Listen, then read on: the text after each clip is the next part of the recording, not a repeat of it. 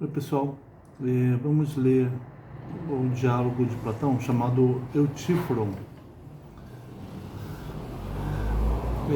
Sócrates vai responder, ele está no tribunal para responder uma acusação que fizeram a ele, acusação que vai dar no julgamento dele, que nós vamos ver depois, né, na apologia de Sócrates, acusação de não acreditar nos deuses da cidade, de Atenas, introduzir novos deuses e corromper os jovens.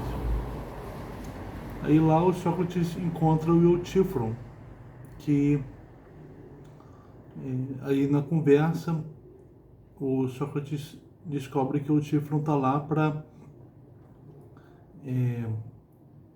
mover uma ação contra o próprio pai. Porque o pai dele, segundo o Eutífron conta, matou um homem que havia matado um escravo deles. Então Eutífron, ele considerava que deveria denunciar o próprio pai, né? Mover uma ação contra ele. Aí o Sócrates eles conversam sobre o que é a piedade, né? Porque o Sócrates pergunta se ele não teme estar fazendo algo que vá contra as normas que regulam as relações entre os deuses e os homens, né? A religião dos gregos antigos fazia parte do dia a dia. Era todo um modo de relação entre os mortais e eles. Era saber quando fazer os rituais, de que forma fazer os pedidos, né? Os sacrifícios para fazer algum pedido aos deuses, ou fazer rituais de agradecimento por alguma coisa. Havia toda uma forma de fazer isso, que isso tudo era a religião grega, né? Então a piedade é estar conforme isso, né? Era essa prática. Mas o que é a piedade? O Sócrates pergunta isso para o Eutífron e ele tenta responder, né? O Eutífron fala que a piedade é punir quem comete injustiça. Piedade, aí na conversa isso é refutado, né? Então piedade é fazer o que os deuses amam, né? Mas os deuses não entram em conflito entre si. Então tem coisas que alguns deuses amam e essas mesmas coisas podem ser odiadas por outros deuses, né? Então essa definição já não se sustenta. O Sócrates quer aquilo que seja piedoso em quaisquer circunstâncias, em qualquer momento, né? Ele quer piedade igual a si mesma, né? E também a piedade como ele quer a piedade como aquilo, ele quer saber aquilo pelo qual uma ação é piedosa, né?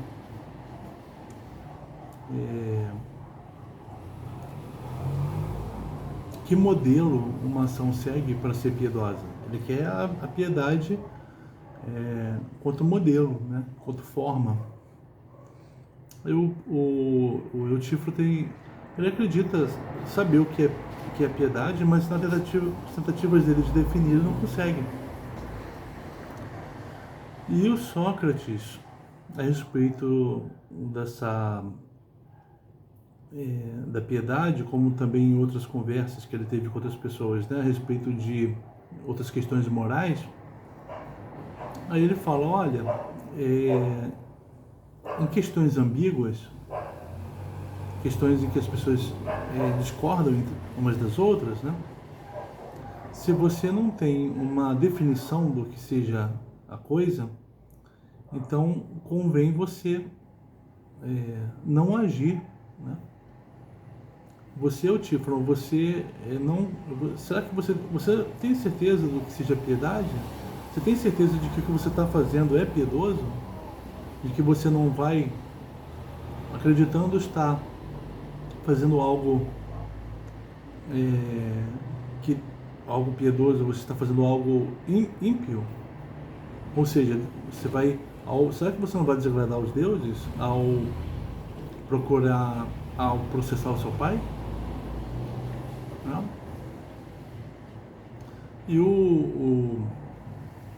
E aí na conversa também, aí o Sócrates já começa... Sócrates está preocupado com uma forma como ele vai se defender das acusações, né, de impiedade, né? Que diziam que ele não acreditava nos deuses da cidade, né? Mas os deuses da cidade não era questão de acreditar ou não, era questão de fazer o comportamento adequado, né, em relação a eles. E o Sócrates fazia o comportamento adequado em relação a eles, prestava reverência aos deuses, né? Inclusive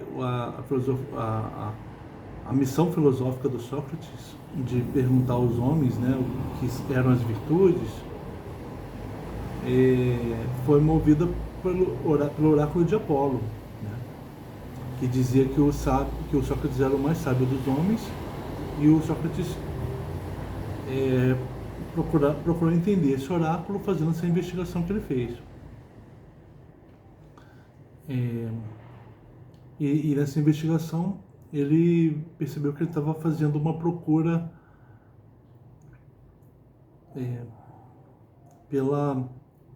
pelo cuidado da alma dele e dos atenienses, né?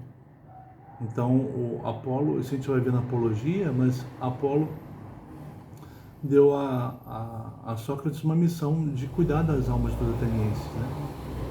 Fazer um bem para os atenienses. Ele não deveria estar sendo acusado, né, nem condenado. Mas então, na religiosidade de Sócrates, ele ele observava o comportamento adequado perante os deuses da cidade, mas ele propunha, ele entendia que os deuses só podiam fazer o bem, né? Não podiam fazer o mal. Os deuses eram os Zeus, né? É o máximo da sabedoria, uma sabedoria que os homens nunca alcançariam, né? Não é para os homens, é uma sabedoria dos deuses, para os deuses. E sendo sábios, os deuses são bons, né? O Sócrates vincula o ser bom ao saber.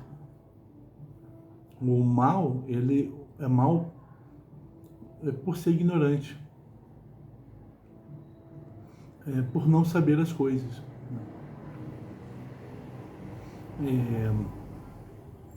Quando o homem faz algo mal, mas ele sabe as coisas, ele sabe o que ele está fazendo, ele agiu mal deliberadamente, e ele poderia ter agido bem se ele quisesse, porque ele conhece as coisas, aquilo em questão, né?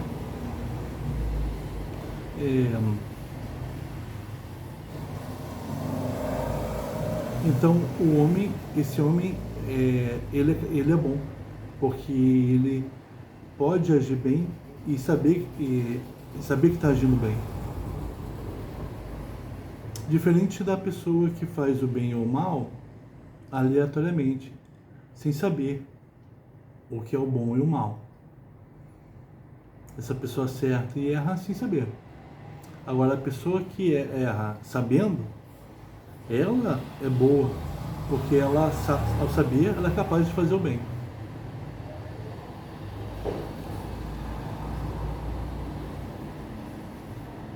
O Sócrates, então, tem essa ideia de deuses como bons, como o ápice da sabedoria, né? Então ele questionava as histórias dos poetas que diziam histórias de deuses, histórias que diziam que os deuses traíam, roubavam, matavam, né? Não, os deuses, eles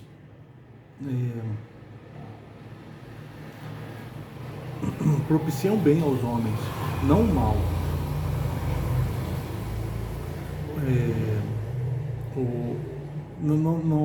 Você pediu que um Deus faça o mal para alguém é inútil, porque eles não fazem o mal, eles só fazem o bem. Porque eles são sábios, né?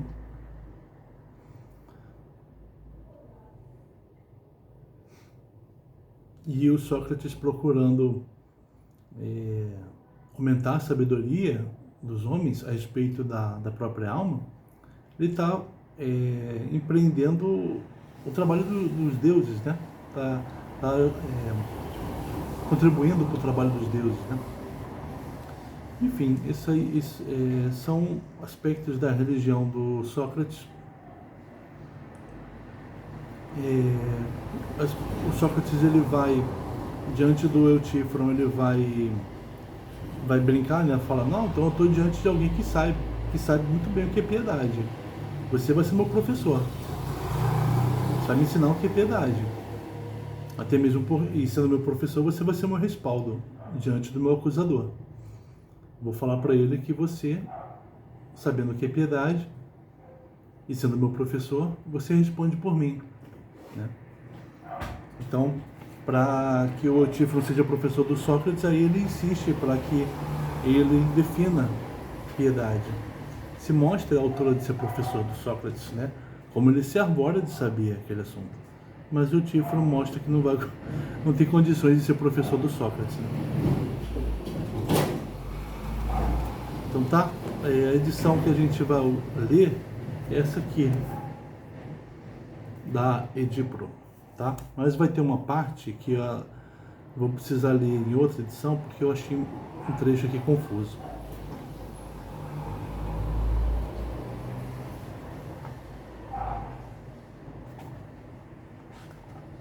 Eutífron, ou da religiosidade. Aí o Eutífron diz, né? Qual a novidade, Sócrates, que te fez deixar tuas habituais conversações no liceu para consumires o tempo aqui no pórtico do rei? Não é possível que estejas movendo uma ação privada perante o arconte rei, como eu estou fazendo.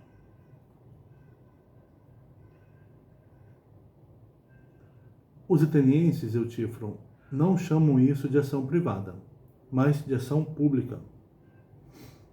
O quê? Então, pelo que parece, alguém moveu uma ação pública contra ti? Pois não vais dizer-me que moveste uma contra outra pessoa. Realmente não. Mas alguém o fez contra ti. Alguém moveu uma ação pública contra ti, Sócrates. Certamente. Quem é essa pessoa? Eu próprio realmente não conheço bem o homem, Eutífron. Parece tratar-se de uma pessoa jovem e desconhecida. Creio, contudo, que seu nome é Meleto. É do demo de Pitos. Se conheceres alguém desse demo chamado Meleto, de cabelos compridos, pouca barba e nariz aquilino. Você conhece esse Meleto, Eutífron? Não faço ideia de quem seja, Sócrates, mas qual a acusação que ele fez contra ti? Qual a acusação? A mim parece que não uma acusação ordinária, pois não é algo insignificante, um jovem ter conhecimento de uma matéria de tal importância. Ele vai começar a ironizar o seu acusador, né? Dizendo: deve ser um jovem sábio, né, para estar me acusando. De fato, ele afirma que sabe como os jovens são corrompidos e quem os corrompe. É de se presumir que seja um homem sábio, que ao notar minha ignorância e que corrompo aqueles que estão na sua faixa etária, dirige-se ao Estado, como alguém que corre para sua mãe, para acusar-me. Parece-me que é o único de nossos políticos que começa pelo modo correto, visto que o modo correto consiste em cuidar primeiramente dos jovens, a fim de torná-los os melhores possíveis. Tal como um bom agricultor, naturalmente dedicará seus cuidados primeiro às plantas jovens, para depois cuidar das outras. Então ele está fazendo como um político, né? Cuidando primeiro dos jovens. Assim, talvez Meleto está mostrando o interesse do Meleto, né? Ao acusar Sócrates, a política. Assim, talvez Meleto esteja primeiramente se livrando de nós, que corrompemos os brotos termos, como ele diz. Então, mais tarde, evidentemente, cuidará dos mais velhos, e será uma fonte de incontáveis bênçãos muito preciosas para o Estado. O que parece, ao menos, ser o resultado natural do começo de que partiu. Aí o Tifron vai dizer: gostaria que assim fosse, Sócrates, mas receio que resulte o oposto. A mim parece que ele começa por ferir o Estado em seu próprio coração.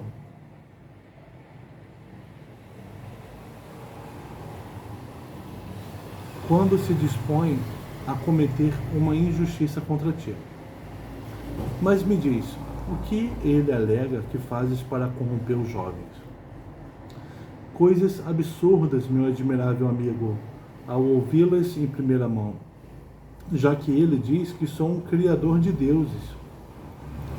E tendo como fundamento que crio novos deuses e não creio nos antigos, ele moveu uma ação pública contra mim, em defesa dos deuses antigos, sendo esses os seus termos. Eu entendo, Sócrates. É porque afirmas que o daimon é um sinal divino que acompanha o Sócrates, né? É porque afirmas, e o Tifron vai entender a acusação do Meleto contra Sócrates, né? É porque afirmas que o daimon regularmente se manifesta a ti.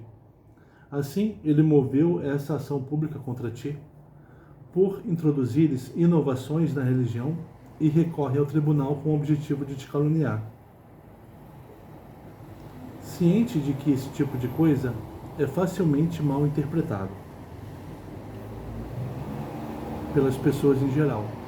Ora, chegam a rir de mim e me classificar como louco quando falo de coisas divinas e prevejo o futuro na Assembleia. E todavia, nada do que previ deixou de acontecer. Mas elas têm inveja de indivíduos como tu e eu. Entretanto, não devemos nos preocupar com isso, mas enfrentá-las diretamente. O Tifron diz: você está sendo acusado porque você tem um daimon, né? E eu riem de mim quando eu faço minhas previsões na Assembleia. Então eu e você sofremos com a inveja dos outros. Então eles riem de mim, né? Então, está querendo dizer que riem do Sócrates também? O Tifron tentando se aproximar do Sócrates. Dizer que o Sócrates é como ele, né? A sua religiosidade é como a minha, né? E ela é mal interpretada. Será que o Sócrates vai querer pertencer à mesma laia do Tifron?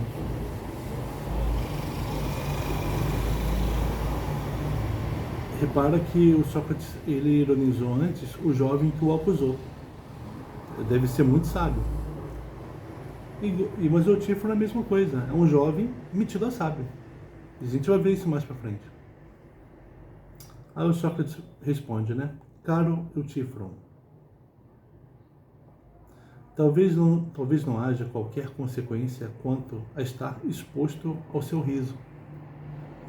Imagino que os atenienses não se importam muito com a presença de alguém julgado por eles inteligente, contanto que este não transmita sua sabedoria a outros.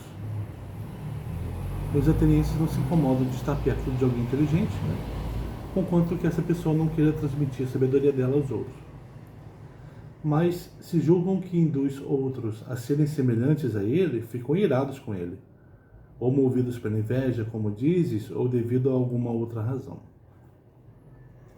Aí o Eutífron, né? Certamente não desejo testar seus sentimentos em relação a mim nessa matéria.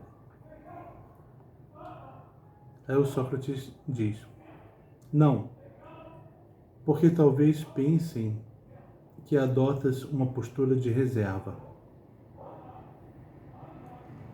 e não queiras comunicar tua sabedoria. Mas temo que, por causa de meu amor à humanidade, filantropia, julgam que não só despejo fartamente meus discursos sobre todos os homens sem ser pago por isso, como me disponho, inclusive, a recompensar alguém que queira me ouvir. Eu não só... por que me acusam, né? Porque eu não ajo como um sofista que cobra para ensinar. Agora, se, como dizia há pouco, tensionaram rir de mim, como dizes que fazem contigo, não será de modo algum desagradável passar o tempo no tribunal entre gracejos e risos. Mas, se seu propósito é sério, então somente videntes como tu podem revelar o desfecho disso. Se os meus acusadores querem rir de mim, tudo bem, vai ser agradável. Mas se eles não querem rir de mim, se eles querem me acusar mesmo, né? Aí você, Eutífron, como vidente que é, vai me ajudar. Aí o Eutífron, bem, Sócrates, talvez isso não resulte em nada e possas conduzir teu processo a um desfecho satisfatório. Como penso que poderia conduzir o meu? E qual é o teu processo, Eutífron? Vens defender-te ou acusas alguém? Agora vamos falar do Eutífron. Acuso. Quem? Alguém que me julga um louco em acusar. Por quê? Acusas alguém para quem é fácil escapar? Alguém que é petômenon, alguém que usa asas, alguém que voa. O louco é aquele que acusa aquele que pode voar, aquele que é fácil, aquele para quem é fácil escapar. Sócrates está tranquilo até agora. Mas quando o Eutífron vai falar, quando ele disser quem ele vai acusar, aí vai pesar. Não há como escapar para ele, já que é bastante velho. Então, os velhos não têm escapatória, né? A diferença marca esse diálogo, né? A diferença do jovem para o velho. Quem é ele? Meu pai. Oh, meu excelente amigo, teu próprio pai? Com certeza. Mas qual a acusação e qual o processo? Homicídio, Sócrates. Por Heracles. Certamente, Eutífron. A maioria ignora onde reside o correto. De fato, suponho que não sejam todas as pessoas capazes de fazer corretamente o que fazes, mas somente alguém sumamente sábio. isso que está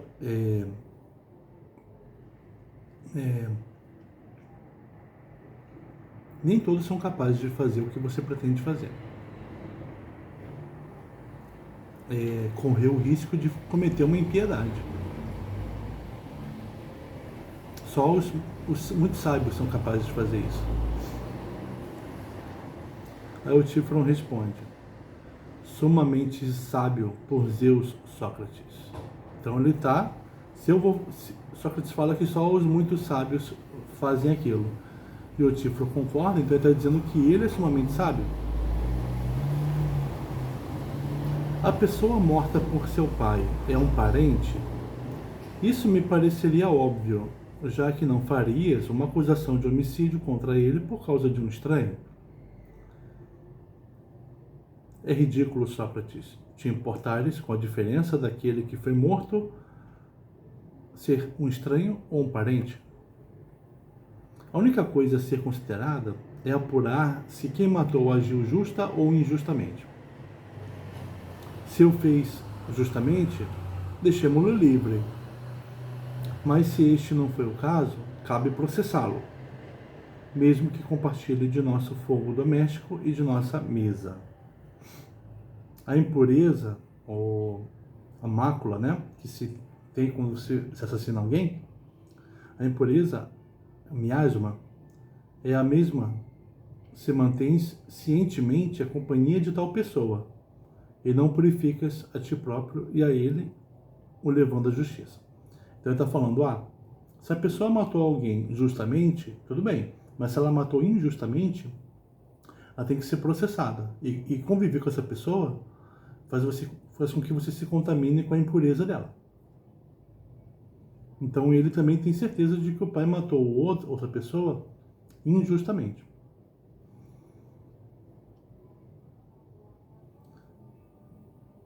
Nesse caso em particular, a vítima foi um trabalhador contratado por mim. E quando trabalhávamos em Naxos, ele era ali um serviçal que lavrava a nossa terra. Ora, embriagou-se e encolerizou-se com um de nossos escravos domésticos e o degolou. Um trabalhador contratado por eles embriagou-se e matou um escravo deles. Meu pai o amarrou pelas mãos e pés, o jogou num fosso e enviou um homem para cá com a missão de indagar do intérprete dos ritos religiosos o que ele devia fazer. Então o pai dele pegou esse cara, o amarrou e jogou num fosso e mandou o intérprete lá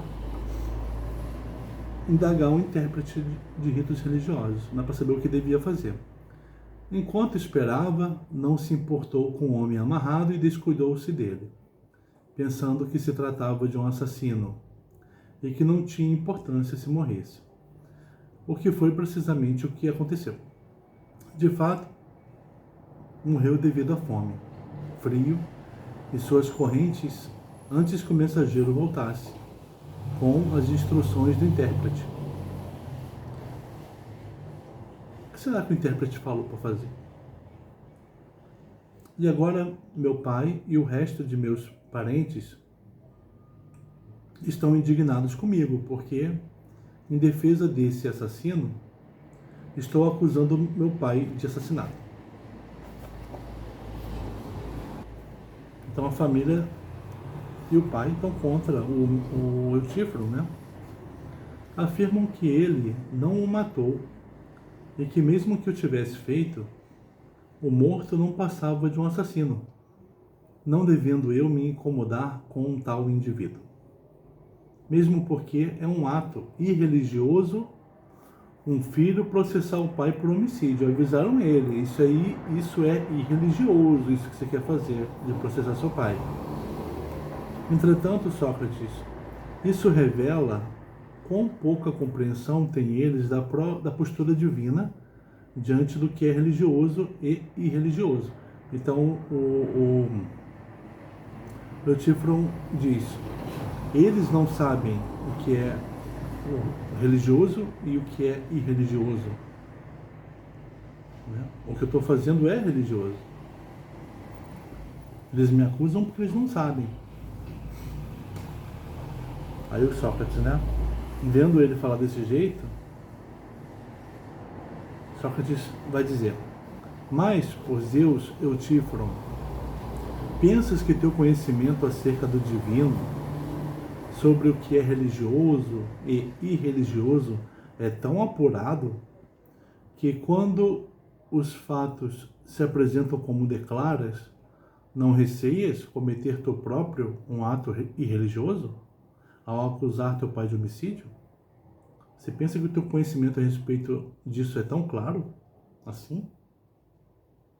A ponto de você não temer cometer um ato irreligioso ou ímpio, né? Teu conhecimento, você considera que teu conhecimento é claro? Tão claro assim? Será que algum homem é capaz de ter um conhecimento tão claro assim a respeito de alguma coisa? Né? Essa foi a dúvida que o Sócrates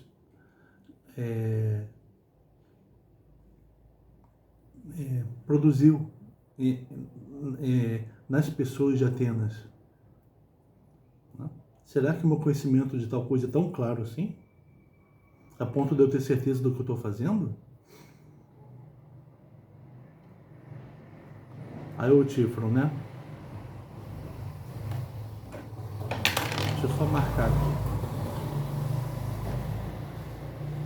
Aí o Eutífron vai dizer: eu seria uma pessoa inútil, Sócrates, e Eutífron não diferiria em nada da maioria das pessoas se eu não tivesse um apurado conhecimento de todas essas coisas. Então, aí o Sócrates vai dizer, né? Aí vai começar a ironia. Então, a mais importante coisa para mim, admirável Eutífron, é tornar-me teu discípulo. E diante desta minha ação pública, movida por Meleto, desafiá-lo a dizer-lhe que no passado sempre considerei importantíssimo o conhecimento das coisas divinas e que agora, posto que ele declara que introduzo inovações a respeito dos deuses, tornei-me teu discípulo.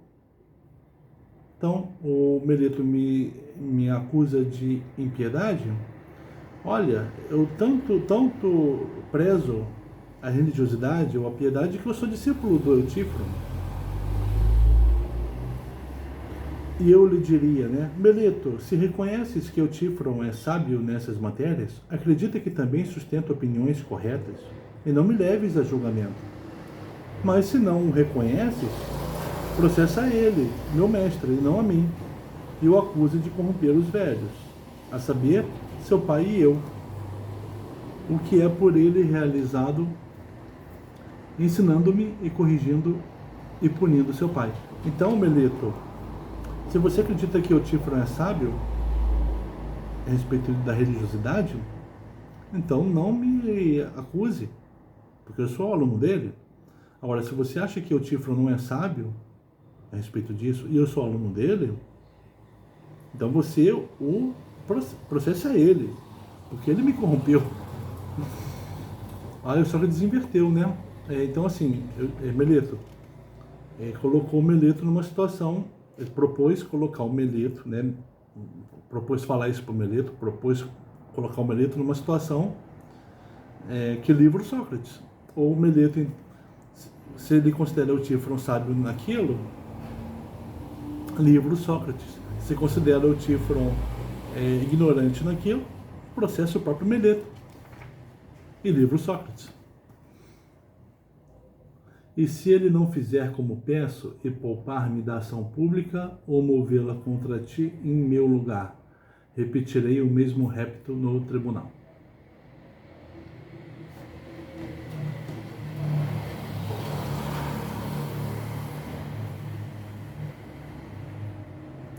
Aí o Eutífron diz: sim, por Zeus, Sócrates.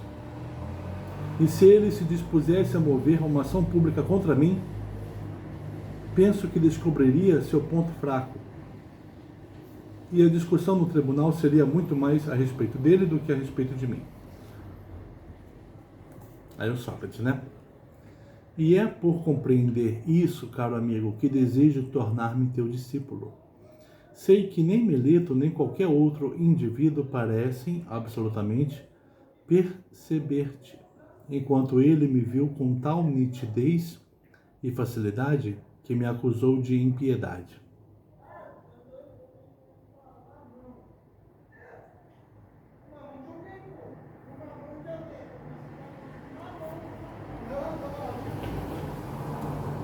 Ora, por Zeus, me diz o que afirmaste há pouco conhecer tão bem. Então vamos saber o que. Aí vai começar a investigação do Sócrates, né? Com o Eutífron. O que dizes ser o pio e o ímpio? Tanto no tocante ao homicídio, quanto no tocante às outras coisas. Não é o religioso sempre o mesmo em relação a si mesmo, em todas as ações? E por outro lado, não é o irreligioso o oposto de todo religioso, sempre o mesmo em relação a si mesmo? E tudo que é irreligioso apresenta-se a nós sob uma forma característica do irreligioso. Então, o que é o religioso e o irreligioso? O religioso e o irreligioso não são aquilo que sempre se apresenta sempre como iguais a ele mesmo? São coisas que não mudam, né?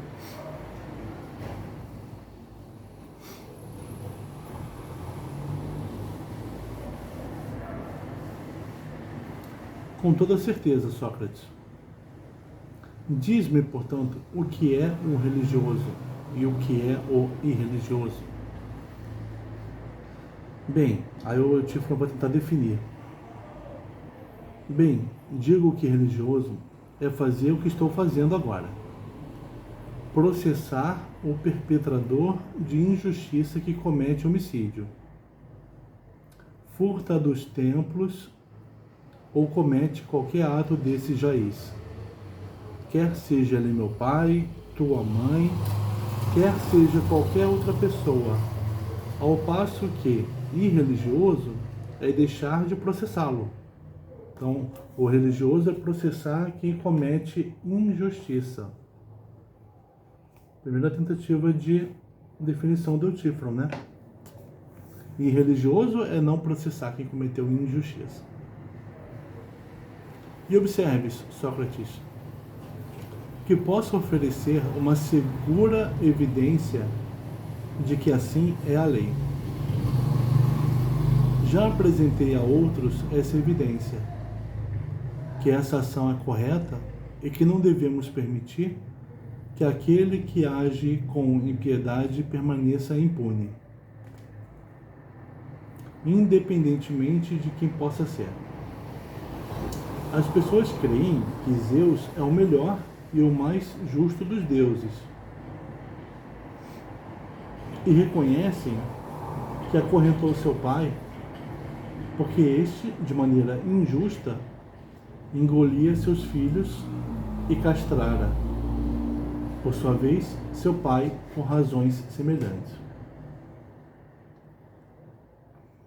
Mas estão indignados comigo porque processo meu pai por uma injustiça cometida, com o que se mostram incoerentes no que dizem sobre os deuses e sobre mim. Está se comparando aos deuses. Seu Eutífron se acha muito, né? Ele citou o fato de Zeus ser considerado o melhor dos deuses e ele tendo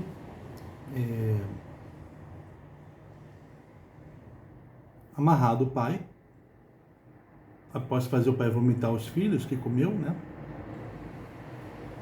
Zeus amarrou o próprio pai, que era, na história, considerado como tendo agido injustamente, tanto por ter engolido os filhos, como por ter castrado o próprio pai. Então, as pessoas adoram Zeus, o acham, o adoram-no, mas sabem que ele puniu o próprio pai, que agiu injustamente. Então, como é que ele, ao punir o pai que agiu injustamente, não vai ser também adorado? Aí o Sócrates, né? De fato, Eutífron, e é essa a razão por que sou réu numa ação pública, porquanto é difícil para mim aceitar tais narrativas sobre os deuses, o que provavelmente constituirá um motivo para as pessoas me dizerem que estou equivocado. O Sócrates não aceita que os deuses punam uns aos outros, né? E possam agir injustamente. Agora, se tu que conheces tanto sobre essas matérias, partilhas de suas opiniões, suponho que também nós devamos assentir. De fato, quem somos nós para declararmos algo? Nós que admitimos francamente nada sabermos de tais matérias. Mas diz-me, em nome do Deus da amizade, Zeus, crês realmente que essas coisas são verdadeiras?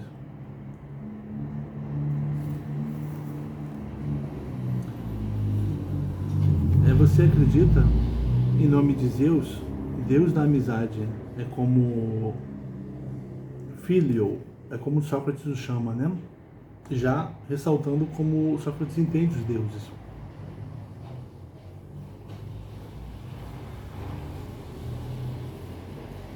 Você acredita nessas histórias, Eutífron?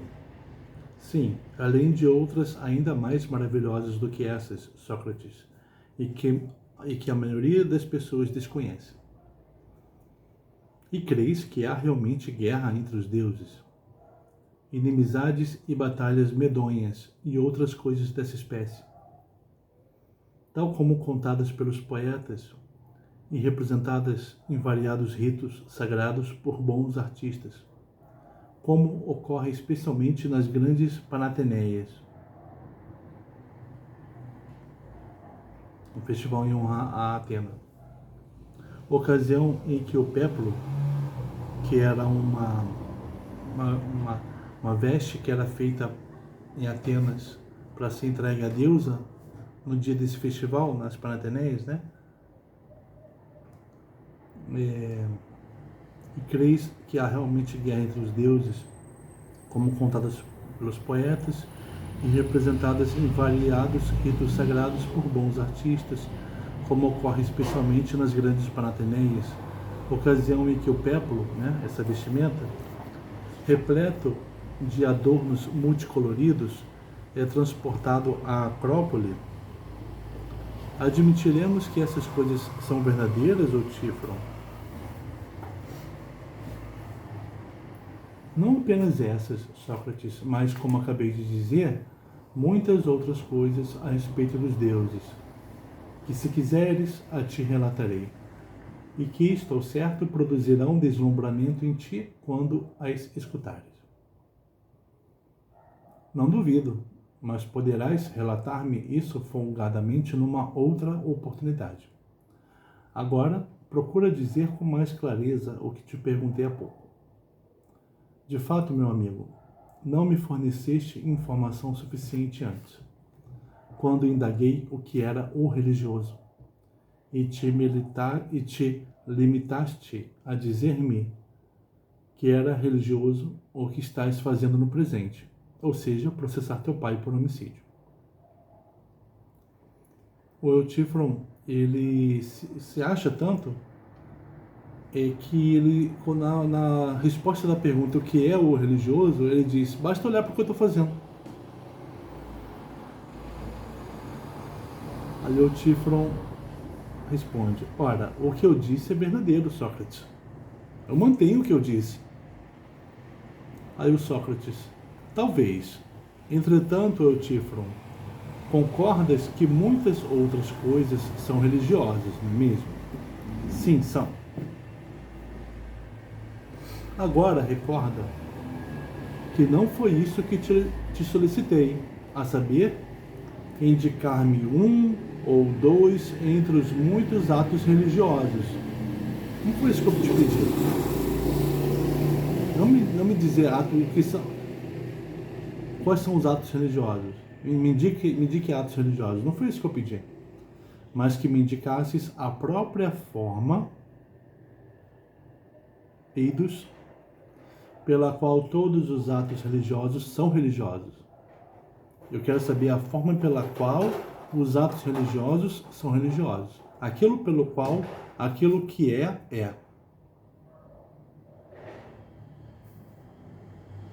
Aquilo que é alguma coisa é aquilo.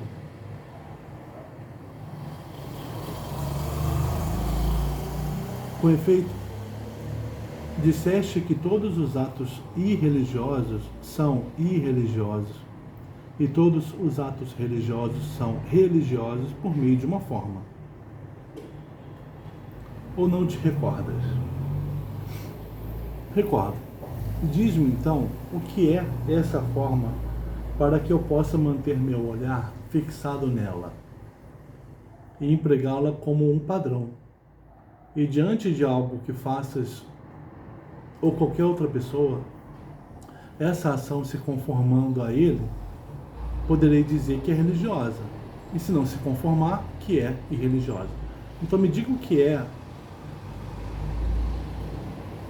o religioso, para que eu possa julgar minhas ações, as minhas ações e as ações dos outros.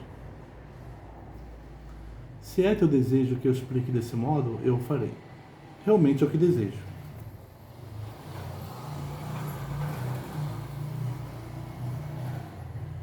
Bem, o que é caro aos deuses é religioso, e o que não é caro a eles é irreligioso. Então, nessa tentativa de definição do Eutífron, segunda tentativa, né? A primeira foi: religioso era processar quem cometia injustiça. Segunda tentativa: religioso é o que é caro aos deuses. E o que não é caro aos deuses é irreligioso. É o que os deuses amam. Religioso é o que os deuses amam. Esplêndido, Eutífron, desta vez me respondeste como te pedi que respondesses. Se, contudo, é verdadeiro, não tenho certeza ainda. Mas irás, sem dúvida, demonstrar que o que dizes é verdadeiro. Certamente. Então, ponhamo-nos a examinar o significado de nosso discurso. Uma coisa ou um ser humano que é caro aos deuses é religioso, né? Enquanto uma coisa ou um ser humano que é odiado pelos deuses é irreligioso. Não são idênticos, mas absolutamente opostos entre si. É isso que quero dizer. A coisa que é amada pelos deuses e a coisa que é odiada pelos deuses. Não são coisas idênticas, né? São coisas opostas entre si. Sim, precisamente isso. E parece estar correto. Só dou opinião que sim, Sócrates. Então, uma coisa é aquilo que é amada, outra coisa é aquilo que não é amada. Ok. Bem, dissemos também que os deuses, Eutífron, mantêm rixas entre si, que há divergência entre eles, bem como inimizade. Dissemos isso, né? O Eutífron, ele até disse que tinha essas histórias de inimizade entre os deuses. Histórias super legais, né? Mas quais, excelente homem, são as matérias em que divergem e que causam a inimizade e o ódio? Vejamos isso da seguinte maneira. Se fosse o caso de tu e eu divergirmos a respeito de números, suponhamos, quanto a qual de dois números ser o maior, a divergência acerca desse ponto nos transformaria em inimigos e nos faria nos odiar, ou rapidamente a resolveríamos recorrendo à aritmética. Se eu e você divergíssemos a respeito de número, nos tornaríamos inimigos? Ou recorreríamos à aritmética? Certamente recorreríamos à aritmética, respondeu Eutífron. Igualmente, se viéssemos a discordar sobre o tamanho relativo das coisas, depressa daríamos um fim ao desacordo recorrendo à medição. Isso mesmo. E nos entenderíamos, suponho, a respeito de pesos relativos, efetuando a pesagem. É claro. Mas qual seria o objeto de uma divergência que não poderíamos resolver? E que nos converteria em inimigos e pessoas que se odeiam? Qual é o tópico em relação ao qual as pessoas divergem sem solução, não conseguem se entender? Nenhum desses, que envolve medidas, né?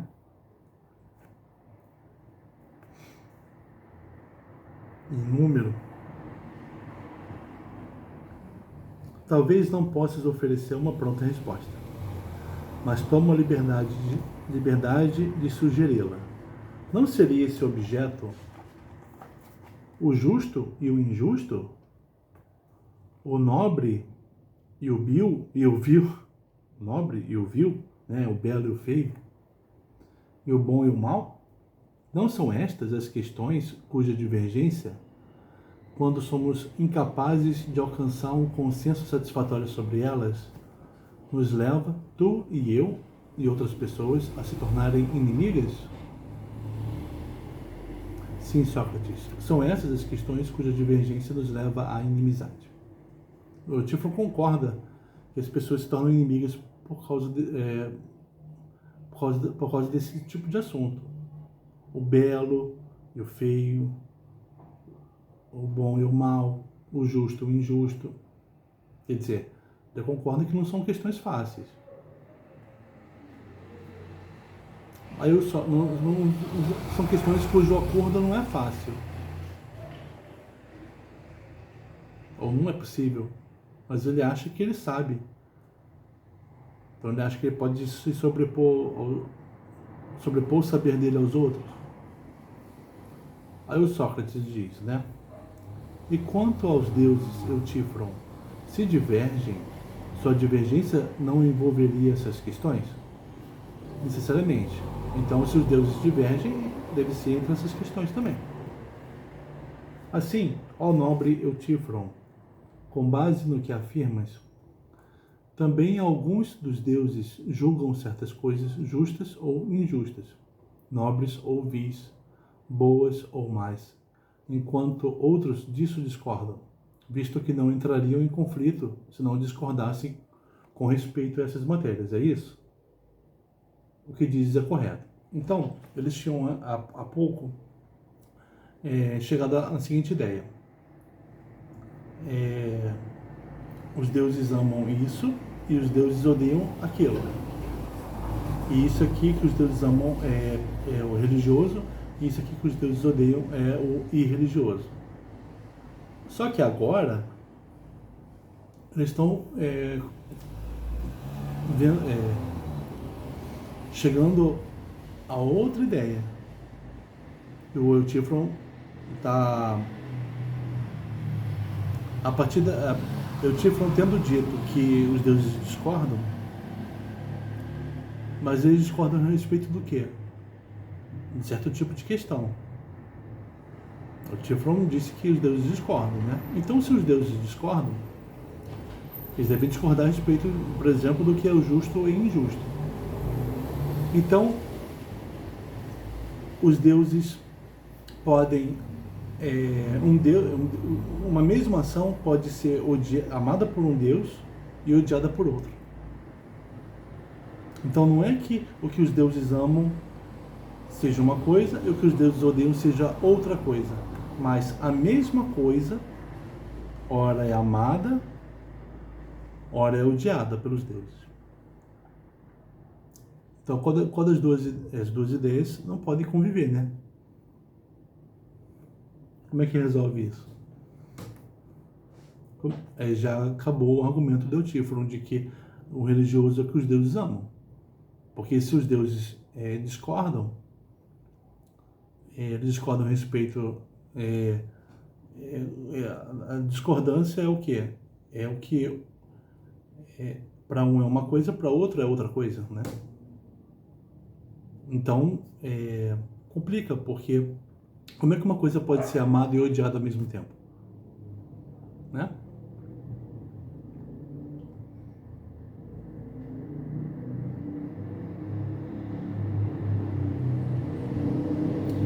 Só repetindo o que o Sócrates acabou de falar. Assim, ó nobre Eutífron, com base no que afirmas, também alguns dos deuses julgam certas coisas justas ou injustas, nobres ou vis, boas ou más, enquanto outros disso discordam, visto que não entrariam em conflito se não discordassem com respeito a essas matérias. É isso? O que diz é correto. E eles estimam o que cada um deles julga nobre, bom, justo, e odeiam seus opostos, certamente. Mas dizes que coisas idênticas são consideradas justas por alguns deles e injustas por outros. E é pelo fato de divergirem acerca dessas coisas que entram em discórdia e guerreiam entre si. Não é o que dizes? É.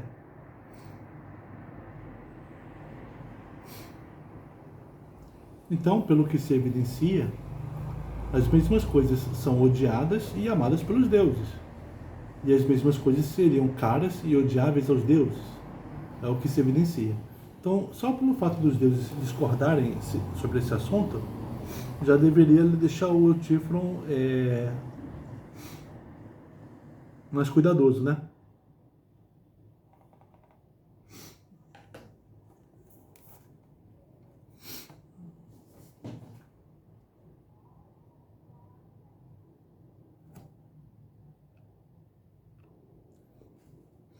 E as mesmas coisas seriam tanto religiosas quanto irreligiosas, Eutífron, se nos conformarmos a esse argumento. A gente tinha combinado que a gente iria buscar aquilo que é igual a si mesmo, e não aquilo que ora é uma coisa, ora é outra. A gente tinha combinado isso, Eutífron. E agora você vem me dizer que uma coisa pode ser religiosa e irreligiosa ao mesmo tempo? Aí o Tifron responde, eu receio que sim. Então, não respondeste minha pergunta, homem extraordinário, pois não indaguei o que é, ao mesmo tempo, religioso e irreligioso. E a julgar por tua resposta, o que é caro aos deuses também lhes é odioso. Consequentemente, Eutífron, não seria de se surpreender se ao punires teu pai, como estás fazendo, estivesses realizando uma ação cara a Zeus, mas odiosa a Cronos e Urano, e cara a Hefesto, mas odiosa a Hera, e assim por diante, no tocante aos demais deuses, se qualquer deles divergisse de qualquer outro com respeito a essa tua ação, né? Então, o que você está prestes a fazer corre o risco de ser odiado por alguns deuses. O Tifron mesmo assim vai querer dizer, né? Mas penso, Sócrates, que não há divergência entre os deuses a respeito disso, que qualquer um deles sustentaria que alguém que mata alguém injustamente não deve ser punido. O Tifron então disse, ele voltou para a ideia anterior, de que os deuses consideram que quem agiu injustamente deve ser punido. A primeira tentativa de definição dele do que seja o religioso. Correu para a primeira definição.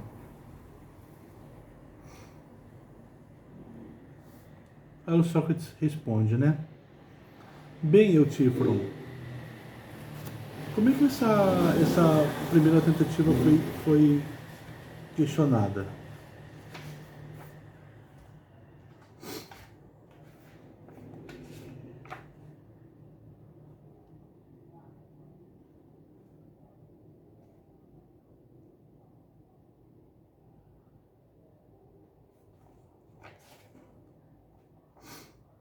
Não chegou a ser questionada, né?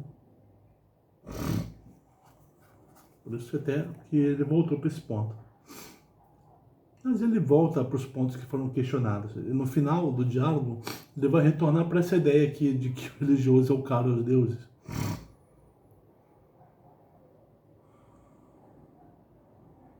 Aí o Sócrates diz, né? O Tifro acabou de dizer, acabou de voltar para a ideia de que o religioso é punir quem age injustamente, né? O Sócrates diz, bem, Eutífron,